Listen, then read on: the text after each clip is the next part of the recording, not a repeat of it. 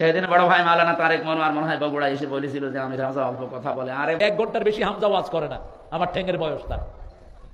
এখনকার পোলাপান 45 মিনিট করলেই আল্লাহুম্মা আমিন। কেন বাবা, তুমি হক আদায় করে কর। এখন আমাদের 1 ঘন্টা করা উচিত। কি সাদেক ভাই? ভাই আপনি আমার মতো 3 বছর জেলে থাকলে আপনার শরীরও শেষ হয়ে যাবে। আপনি যে খাওয়া খান, আপনার মতো যদি খেতে পারতাম তো ওইরকম শরীর হয়তো। আর এই আধা ঘন্টা 1 ঘন্টা না, আমিও 2-3 ঘন্টা চালাতে পারতাম। আমার শরীরই চলে না, সত্যি কথা বলছি। যে কোরআন শরীফ আমার সামনে, আমার শরীরই চলে না। এত চেষ্টা করছি স্বাভাবিক হওয়ার, কি পাওয়ার আলে বডি দিয়েছে জানেন? প্রতিদিন 2000-2500 পাওয়ারের বডি খাওয়া লাগছে। কারণ ভেতরে তো 3 বছর কোনো চিকিৎসা পাইনি। আমি মরে গেলে ওরা ডাক্তারের কাছে নিয়ে যেত না। কত রকমের রোগ আমার এই শরীরে বাসা বেঁধেছে। এরপরও যে বেরিয়ে বেড়াচ্ছি আল্লাহর রহমত ছাড়া আর কিছু না। কিন্তু আপনাদের মানা লাগবে, রাত 9টার ভেতরে প্রধান বক্তা তুলে দেবেন, অন্তত আমারই।